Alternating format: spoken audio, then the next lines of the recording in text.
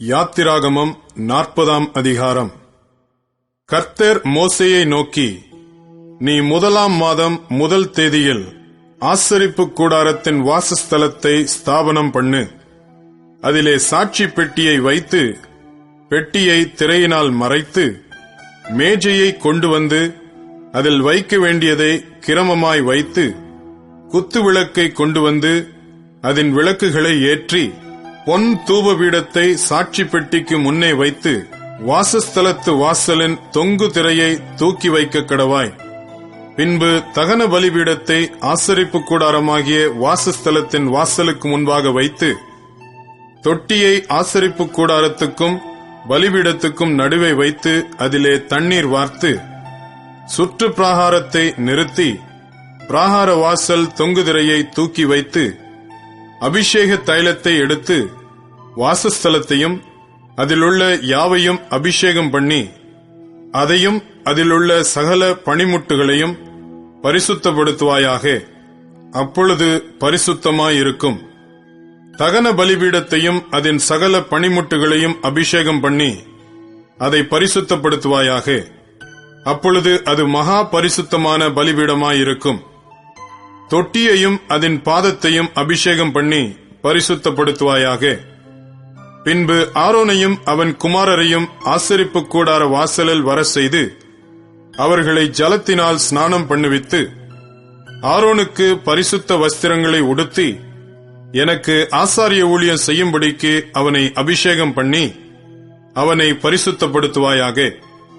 அவன் குமாரரையும் வர செய்து அவர்களுக்கு அங்கிகளை உடுத்தி, அவர்கள் எனக்கு ஆசாரிய ஊழியம் செய்யும்படி அவர்களையும் அவர்கள் தகப்பனை அபிஷேகம் பண்ணினபடியே அபிஷேகம் பண்ணுவாயாக. அவர்கள் பெறும் அந்த அபிஷேகம் தலைமுறைதோறும் நித்திய ஆசாரியத்துவத்துக்கு ஏதுவாயிருக்கும் என்றார். கர்த்தர் தனக்கு கற்பித்தபடியெல்லாம் மோசே செய்தான்.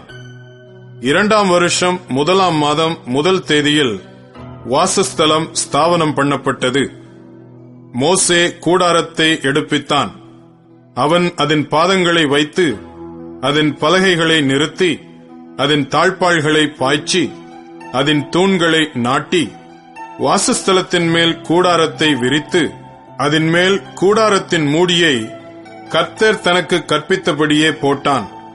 பின்பு கர்த்தர் மோசேக்கு கற்பித்தபடியே சாட்சி பிரமாணத்தை எடுத்து அதை பெட்டியிலே வைத்து, பெட்டியில் தண்டுகளை பாய்ச்சி, பெட்டியின் மேல் கிருபாசன மூடியை வைத்து, பெட்டியை வாசஸ்தலத்துக்குள்ளே கொண்டு போய் மறைவின் திரைச்சீலையை தொங்க வைத்து, சாட்சி பெட்டியை மறைத்து வைத்தான். பின்பு கர்த்தர் மோசேக்கு கற்பித்தபடியே மேஜையை ஆசரிப்பு கூடாரத்தில் வாசஸ்தலத்தின் வடபுறமாய் திரைக்கு புறம்பாக வைத்து, அதன் மேல் கர்த்தருடைய சமூகத்தில் அப்பத்தை வரிசையாக அடுக்கி வைத்தான். பின்பு கர்த்தர் மோசேக்கு கற்பித்தபடியே குத்து விளக்கை ஆசரிப்பு கூடாரத்தில் மேஜைக்கு எதிராக வாசஸ்தலத்தின் தென்புறத்திலே வைத்து, கர்த்தருடைய சந்நிதியில் விளக்குகளை ஏற்றினான்.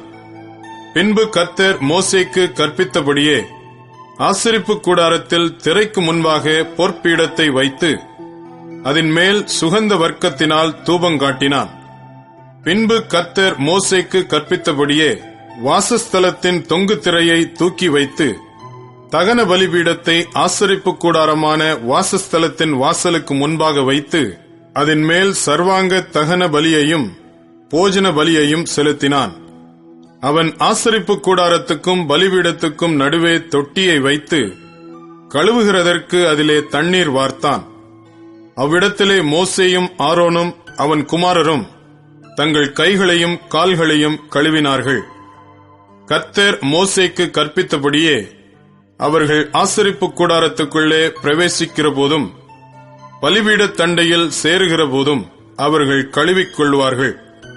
பின்பு அவன் வாசஸ்தலத்தையும் பலிபீடத்தையும் சுற்றி பிராகாரத்தை நிறுத்தி, பிராகாரத்தின் தொங்கு திரையை தொங்க வைத்தான். இவ்விதமாய் மோசே வேலையை முடித்தான். அப்பொழுது ஒரு மேகம் ஆசரிப்பு கூடாரத்தை மூடினது. கர்த்தருடைய மகிமை வாசஸ்தலத்தை நிரப்பிற்று. மேகம் அதன் மேல் தங்கி கர்த்தருடைய மகிமை வாசஸ்தலத்தை நிரப்பினதினால் மோசே ஆசரிப்பு கூடாரத்துக்குள் பிரவேசிக்க கூடாமல் இருந்தது. வாசஸ்தலத்திலிருந்து மேகம் மேலே எழும்பும்போது இஸ்ரவேல் புத்திரர் பிரயாணம் பண்ண புறப்படுவார்கள். மேகம் எழும்பாதிருந்தால் அது எழும்பும் நாள் வரைக்கும் பிரயாணம் பண்ணாதிருப்பார்கள். இஸ்ரவேல் வம்சத்தார் பண்ணும் எல்லா பிரயாணங்களிலும் அவர்கள் எல்லாருடைய கண்களுக்கும் பிரத்யட்சமாக பகலில் கர்த்தருடைய மேகமும் இரவில் அக்கினியும் வாசஸ்தலத்தின் மேல் தங்கியிருந்தது.